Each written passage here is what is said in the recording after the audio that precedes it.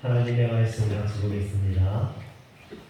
이사야 41장 8절에서 10절 말씀입니다.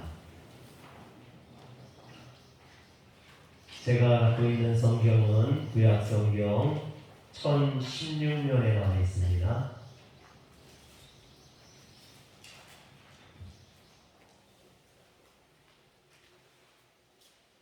이사야 41장 8절에서 10절의 말씀을 같이 교독하겠습니다. 그러나 나의 종 너 이스라엘아, 내가 택한 야곱아, 나의 것 아브라함의 자손아,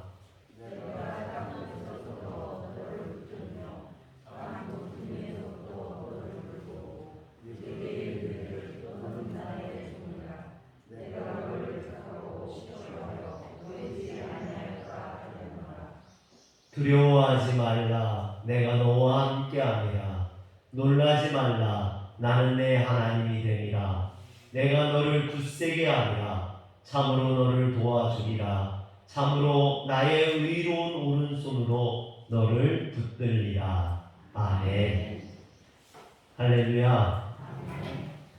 하나님의 은혜와 사랑이 오늘 이 자리에 참석한 모든 성도님들에게 임하기를 주의 이름으로 축원합니다. 지난주에 제가 실크로도 수련회에 다녀왔습니다. 그런데 수련회를 다녀와서 다음날 그 수련회에 참석했던 목사님 중에 한 분, 사모님이 참석을 하지는 않았었는데 그 사모님이 코로나에 확진됐다는 연락을 받았습니다. 그래서 저도 급하게 이제 가서 코로나 검사를 받았습니다. 물론 백신을 2차까지 맞았기 때문에 뭐 걱정은 없었지만 염려는 하지 않았지만 그래도 혹시나 하는 생각에 마음이 걱정이 되고 염려가 되었습니다. 만약에 코로나가 확진된다면 저희 교회뿐만 아니라 그 수련회 참석했던 그 수많은 교회들이 다 어려움을 겪게 되고 그 가족들, 특히 저희 가족에게는 고3이 있잖아요. 고3이 수능이 얼마 안 남아 있는데 저희 사야도 문제가 되고 사야 친구도 문제가 되고 일이 생각할수록 이게 심각한 거예요. 그래서 수요 예배를 취소하고 집에서 이제 저 혼자 서재 격리하고 있었는데 점점 걱정과 염려가 커지는 겁니다. 수요일 밤이 됐는데 잠이 안 와요. 그래서 기도하는 심정으로 거의 뜬 눈으로 밤을 지새운 것 같습니다. 그리고 아침이 되어서 문자가 음성이라는 문자가 왔는데요. 얼마나 안도가 되는지. 또 그 사모님이 코로나 확진이 됐던 그 사모님의 남편 목사님이 확진이 됐으면 저도 이 2주간 자가격리를 해야 되거든요. 밀접 접촉자로. 근데 다행히 그분도 음성이 나왔어요. 그래서 그분도 음성이 나오고 그 수련에 참석했던 모든 분들이 다 음성이 나왔다는 그런 연락을 받았습니다. 정말 다행이다. 정말 이게 참 큰일 날 뻔했다 그런 생각이 들었습니다. 그런데 제가 수요일 밤에 그렇게 걱정이 되고 염려가 돼서 잠을 이루지 못할 때 제 마음속에 떠오른 말씀이 한 구절 있었어요. 그것이 오늘 본문 이사야 41장 10절 말씀입니다. 두려워하지 말라, 내가 너와 함께함이라. 놀라지 말라, 나는 내 하나님이 됨이라. 내가 너를 굳세게 하리라. 참으로 너를 도와주리라. 참으로 나의 의로운 오른손으로 너를 붙들리라. 아멘. 이 말씀은 제가 평소에도 좋아해서 자주 암송하는 말씀 중에 하나입니다. 그런데 이번처럼 이 말씀이 절실하게 다가오고 이 말씀이 정말 은혜가 되고 위로가 됐던 적이 없었던 것 같습니다. 그런데 이 말씀은 아마 저뿐만 아니라 우리 모든 성도님들이 좋아하는 말씀 중에 하나가 아닐까 생각합니다. 사람들이 이렇게 이 말씀을 좋아하고 또 묵상하고 암송하는 이유는요, 우리 안에 두려움이 있기 때문이라는 거예요. 여러분, 사람의 마음에는 두려움이 있다라는 거죠. 왜냐하면 우리가 살아가는 이 세상은 환란이 많은 세상입니다. 또 어떻게 변할지 알 수 없는 그런 세상이라는 거죠. 그래서 사람들에게는 두려움이 있다라는 것입니다. 우리의 인생에서 만나는 이런 고난이나 어려움들은 내 능력으로 또 어떤 내 힘으로 이겨나갈 수 없을 때가 많아요.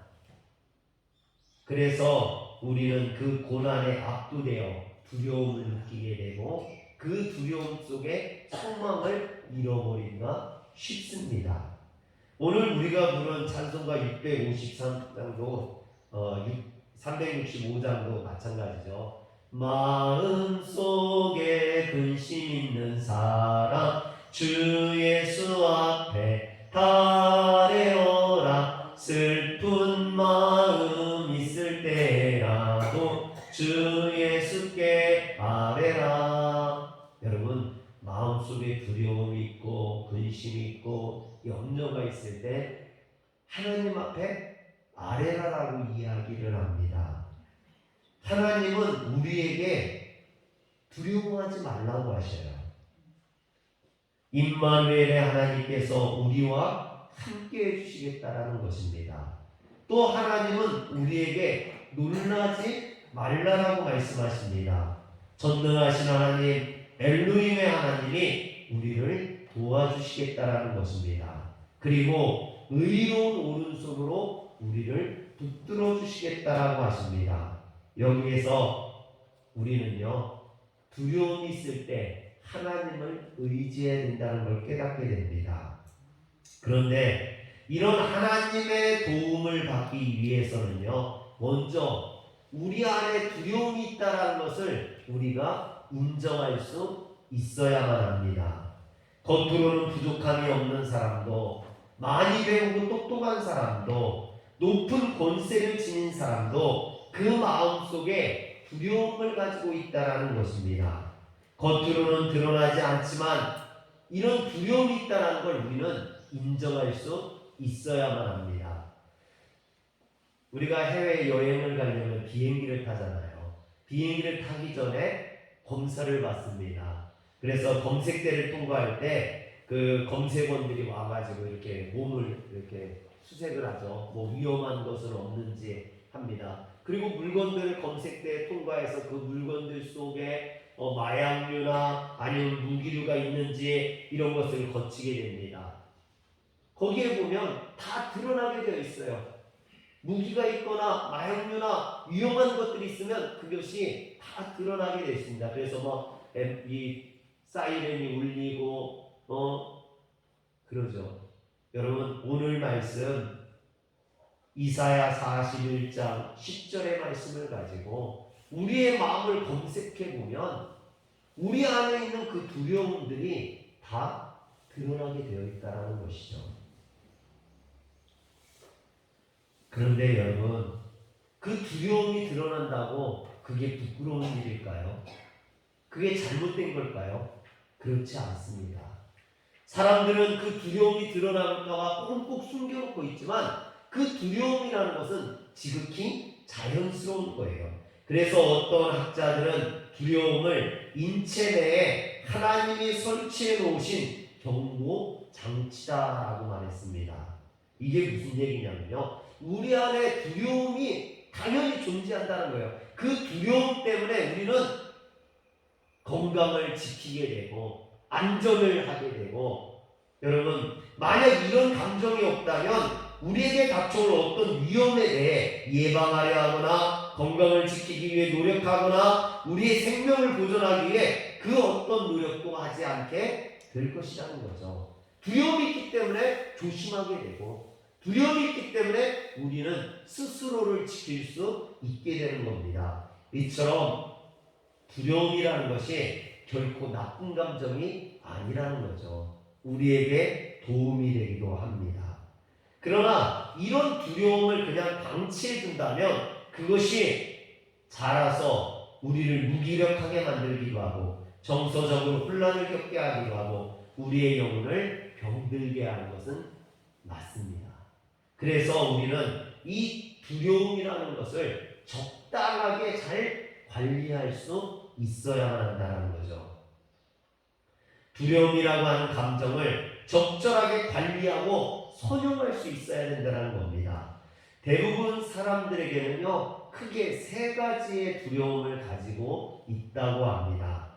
첫 번째는 신에 대한 두려움입니다. 그리고 두 번째는 자기에게 닥쳐올 모든 불행에 대한 두려움, 즉 질병이나 죽음, 불의의 사고 혹은 실패와 같은 미래에 대한 두려움이 존재한다는 것이죠. 그리고 세 번째는 사람에 대한 두려움입니다. 누구나 이 세 가지에 대한 공포를 가지고 있습니다. 혹 어떤 분은 나에게는 그런 것이 전혀 없다 하는 분들도 있을지 모르겠지만, 그러나 그런 사람조차도 내면 속에는 분명 드러나지 않는 이런 두려움을 가지고 있다는 것이죠. 그래서 오늘은 이 세 가지 두려움과 그 두려움에 대한 극복 방법에 대해서 생각해 보면서 함께 은혜를 나누고자 합니다. 첫 번째는 신에 대한 두려움입니다. 우리말로 하면 하나님에 대한 두려움이라고 할 수 있겠죠. 그런데 이 말을 의아해하는 분들도 있을지 모르겠어요. 왜냐하면 하나님은 당연히 두려워해야 되는 존재가 아닌가 생각되기 때문입니다. 물론 우리는 하나님을 두려워하고 경외할 수 있어야만 합니다. 성경은 하나님을 두려워하는 것이 신앙의 기초가 되고 지혜의 근본이 된다라고 했습니다. 또 시편 31편 19절에 보면 주를 두려워하는 자를 위하여 쌓아두신 은혜, 곧 주께 피하는 자를 위하여 인생 앞에 베푸신 은혜가 특별히 많다라고 했습니다. 이처럼 성도가 하나님을 두려워하는 것은 당연한 것입니다. 그러나 앞에서 언급한 하나님에 대한 두려움은 건전하게 하나님을 경외하고 두려워하는 것이 아니라 범죄한 인간이 자신의 죄로 인해 하나님을 기피하는 마음에서 나오는 두려움을 말합니다. 가령 구약성경 욥기 6장 4절에 보면 욥은 하나님의 두려움이 나를 엄습하여 치는구나 그랬습니다. 욥은 하나님이 얼마나 두려웠으면 마치 그 하나님이 자기를 사정없이 때려 눕히는 것 같은 그런 위험을 느꼈다라고 고백해야겠습니까? 그런데 여러분, 여기에서 욥은 하나님과 정상적인 관계에서 이런 말을 한 게 아니에요. 하나님과 관계가 단절된 상황에서 끝없는 고통 속에 하나님을 원망하고 하소연하면서 나온 말입니다. 그래서 하나님과의 바른 관계라고 볼 수 없죠. 그러나 하나님은 우리에게 하나님을 두려워하는 영이 아니라 하나님을 아바 아버지라 부를 수 있는 아들의 영을 주셨다라고 말씀하셨습니다. 종은 주인의 눈치를 살피죠. 그리고 종은 주인을 두려워합니다. 그러나 아들은 아버지를 두려워하지 않아요. 아들은 아버지의 눈치를 보지 않습니다. 언제든지 아버지를 부르고 언제든지 아버지에게 나아갈 수 있죠. 하나님께서는 우리에게 종처럼 하나님을 두려워하고 하나님의 눈치를 보라고 하지 않았습니다. 하나님은 우리를 자녀로서 자신있게 하나님을 부르고 하나님이 주시는 그 은혜를 누리라라고 말씀하십니다. 사랑하는 성도 여러분, 여러분들은 주의 자녀입니다. 그러므로 하나님의 자녀로서 누리는 평안을 맛보시길 주의 이름으로 축원합니다. 그럼에도 불구하고 많은 성도들이 주일 예배에 빠지게 되면 하나님께서 우리 가정에 벌을 내리실까봐 억지로 예배에 참석하는 분들이 있습니다. 또 온전한 11조를 드리지 않으면 혹 하나님께서 징계가 임할까봐 두려워하는 마음으로 100원짜리, 10원짜리까지도 철저하게 11조를 하려고 애를 쓰시는 분들이 있습니다. 여러분, 물론 신앙생활을 하면서 주일을 성수하거나 또는 11조 생활을 하는 것은 지극히 당연한 것입니다. 그리고 이는 믿음의 기초요 축복의 씨앗이기 때문에 성도가 반드시 지켜야만 하는 것이 맞습니다. 그러나 문제는 이것을 감사함으로 자원하는 마음으로 해야 된다는 것이죠. 이럴 때 하나님의 축복이 임하는 것이지, 만약 이것이 무거운 짐이 되거나 마지못해서 드리는 것이라면 하나님이 받으시지도 않으실 뿐만 아니라 기뻐하시지도 않으신다는 겁니다. 사랑하는 성도 여러분, 사람들에게 눈치가 보여서 또는 어떤 목적 때문에 아니면 마지못해서 하는 것이라면 하나님 기뻐하지 않습니다. 예배를 드려도 기쁨으로 드리시고, 정말로 하나님 앞에 11조를 드려도 자원하는 마음으로 드릴 때 거기에 하나님의 축복이 임하는 줄 믿으시길 바랍니다. 그렇다고 하지 말라는 건 아니에요. 예배 참석하지 말라는 게 아닙니다. 참석하되 기쁨으로 하라는 거죠. 예배를 드리되 억지로 드리지 말고 즐겁게 드리라는 겁니다. 할렐루야.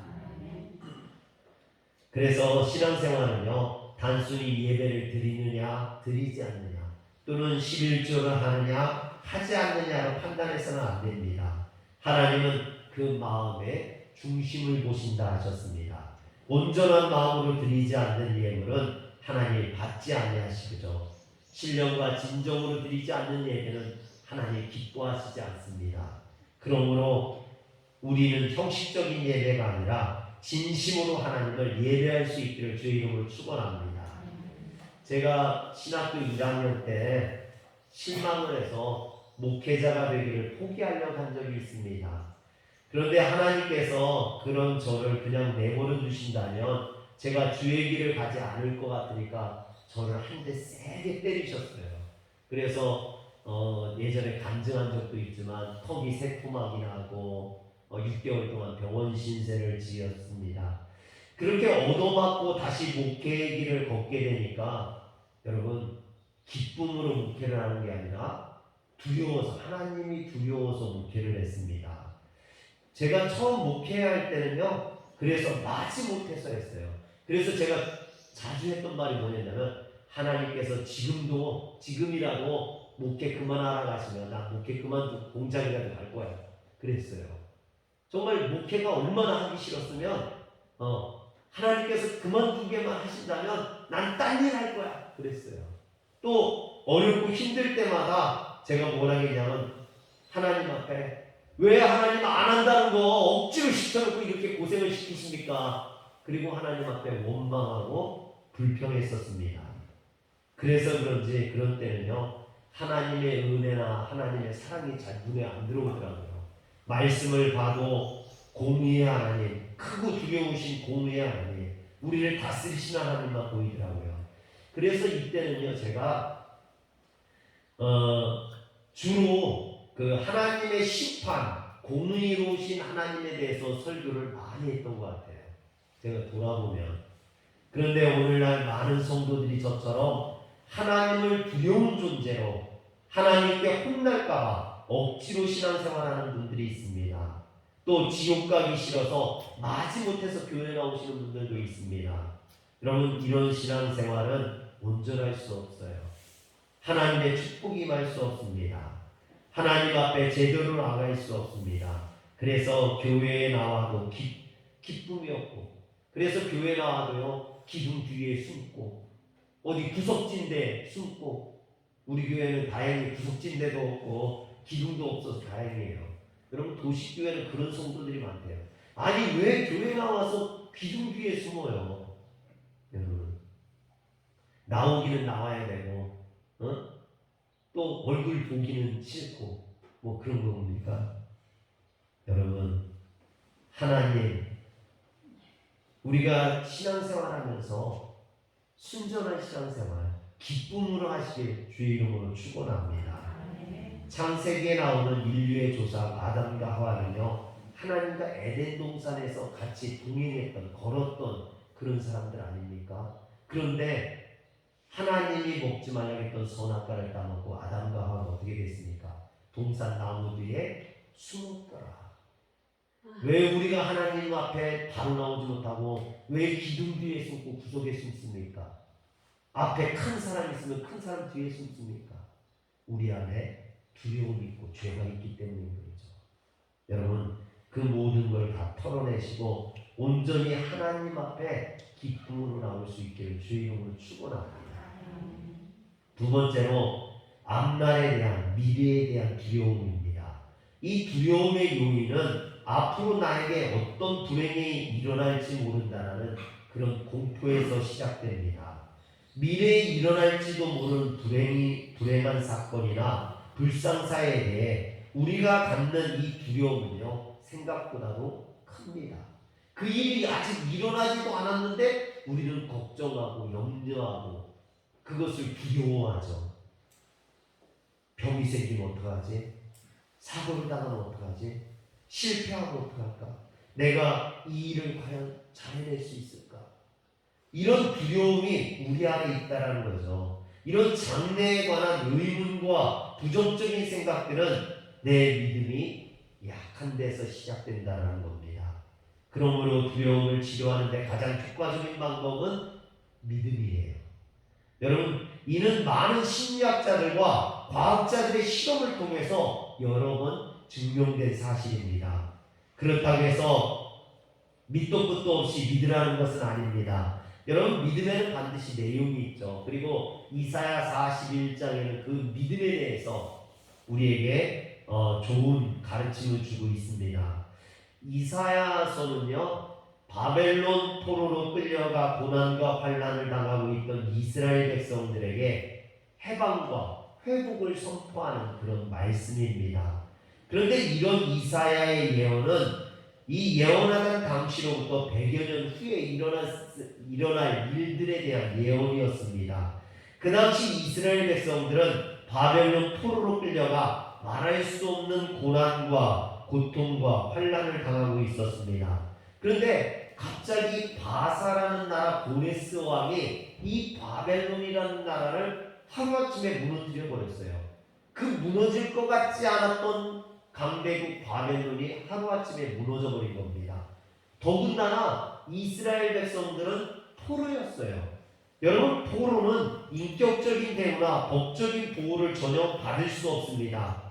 지금 나라가 혼란해요. 나라가 무너져서 혼란하고 어떻게 될지 모르는 두려움이 지금 사로잡혀 있는 겁니다. 더군다나 이 포로들은 보호받지도 못하고 누가 돌봐주지도 않는 그런 상황이에요.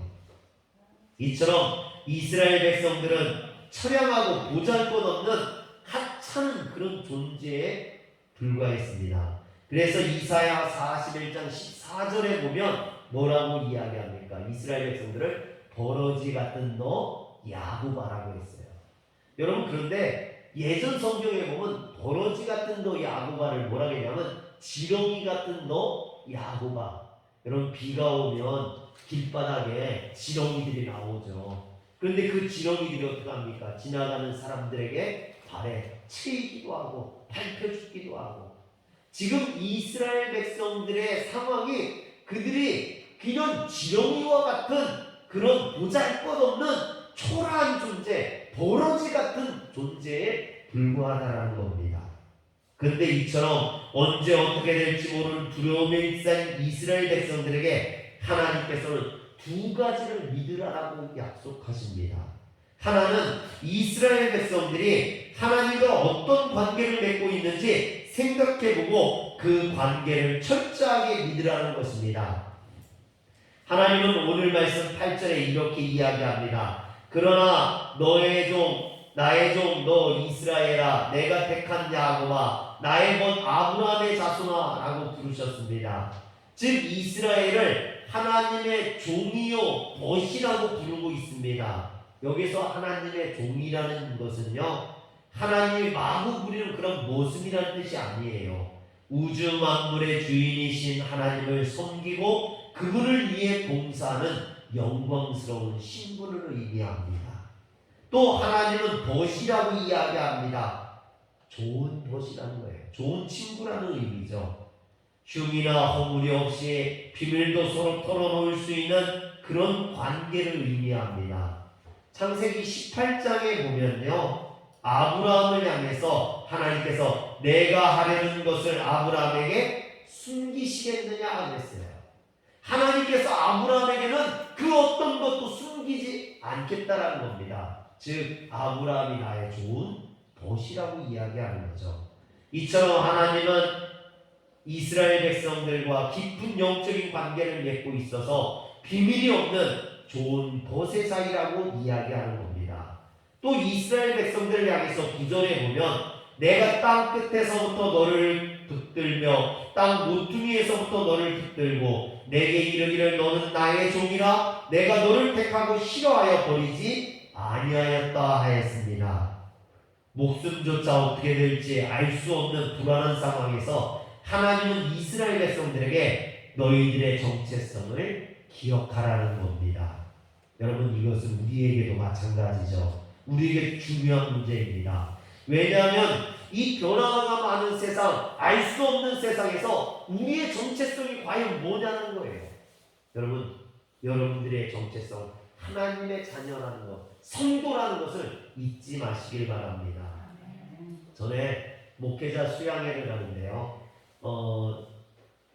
청주에서 비행기를 타고 제주도를 가는데 그날따라 제주도에 바람이 많이 불었어요.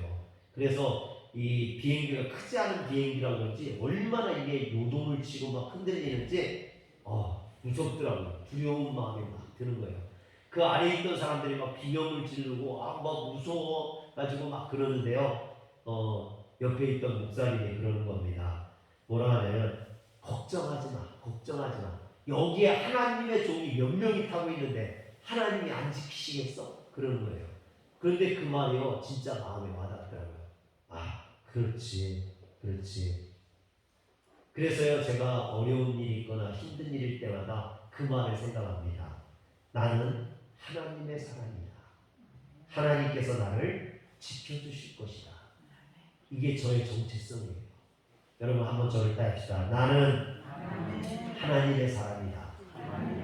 좀 이렇게 해봐요. 나는 하나님의 사람이다. 하나님께서 나를 지켜주실 것이다. 아멘. 할렐루야. 사랑하는 성도 여러분, 여러분은 하나님의 백성입니다. 하나님의 자녀입니다. 그러므로 하나님께서 반드시 지켜주실 줄 믿으시길 바랍니다. 우리는 하나님의 약속을 믿어야 돼요. 이사야 41장에서 하나님은 두려워하지 말라, 놀라지 말라고 하시면서 내가 너와 함께하리라, 나는 너의 하나님이 되리라 하셨습니다. 이는 하나님이 함께해 주시면 두려움이 사라진다는 거예요. 걱정할 것이 없다는 것입니다. 이처럼 하나님께서 내 뒤에 계시기만 하셔도 두려워할 이유가 전혀 없다는 거죠. 근데 하나님께서 거기에서 끝나는 게 아니라 내가 굳세게 해주시겠다, 도와주겠다, 붙들어 주시겠다라고 약속해 주셨습니다. 여러분 이것이 얼마나 감사합니까? 나와 동행해 주는 것만으로도 감사한데 나를 붙들어주고 나를 지켜주고 나를 구원해 주신다는 겁니다. 아무리 예수님을 잘 믿는 사람이라도 인생은요 환난과 풍파가 많은 세상입니다. 무서운 파도가 치는 바다와 같죠. 그래서 우리가 살아가면서 예수를 아무리 잘 믿어도요, 아무리 잘 믿는 사람이라도 그 사람의 인생에 풍랑이 있다는 거예요. 어려움이 찾아온다는 겁니다. 그런데 그런 환경 속에서 우리는 하나님을 의지해야 됩니다. 그런 환경 속에서 하나님을 붙들어야 돼요. 그러면 그 하나님이 우리를 지켜주실 줄 믿으시길 바랍니다. 왜 예수 믿는 사람에게 풍랑이 있어? 여러분 예수 믿는 사람도 세상에 살아가기 때문에 풍랑이 있어요. 그런데 세상 사람들과 다른 것은 우리는 예수를 믿기 때문에 그 하나님이 우리를 지켜주신다는 믿음이 있는 거예요. 할렐루야. 마지막으로 사람에 대한 두려움입니다. 사람에게 두려움을 느낄 때 우리는 어떻게 해야 할까요? 우리는 그 사람을 멀리해야 하는 것이 아니라 그 사람을 사랑해야만 합니다. 요한일서 4장 18절에 보면 사랑 안에 두려움이 없고 온전한 사랑이 두려움을 내쫓나니 두려움에는 형벌이 있습니다. 두려워하는 자는 사랑 안에서 온전히 이루지 못하였느니라 그랬습니다. 사랑 안에는 두려움이 없다는 거예요. 사랑하면 두려움은 떠나갑니다. 할렐루야. 우리 안에는 사람에 대한 두려움을 가지고 있습니다. 특히 요즘은 그 어느 때보다 사람들이 두렵죠. 그래서 사람 무섭다는 소리를 참 많이 듣습니다. 특히 경쟁이 치열한 사회 속에서 나보다 힘 있는 사람, 나보다 잘난 사람, 나와 경쟁 관계에 있는 사람에 대한 두려움이 우리 안에 가득히 있습니다. 그런데 이런 마음은 사회적으로 높은 지위에 있는 사람일수록 또 무언가 성취했다고 자부하는 사람일수록 더 크게 나타납니다. 그 좋은 예가 구약 성경에 나오는 사울 왕이죠. 여러분, 사울은 이스라엘의 첫 번째 왕으로 영광을 얻었습니다. 모든 권력을 휘두르고 모든 권세를 누리는 자리에 앉았습니다. 하지만 채 20살도 안 된 다윗을 시기하고 질투했어요. 그리고 그 시기와 질투가 두려움이 되었습니다. 사무엘상 18장 12절을 한번 볼까요? 사무엘상 18장 12절. 여호와께서 사울을 떠나 다윗과 함께 계심으로 사울이 그를 두려워한지라 그랬습니다. 또 15절을 한번 여러분들이 한번 읽어볼까요? 사무엘상 18장 15절 시작.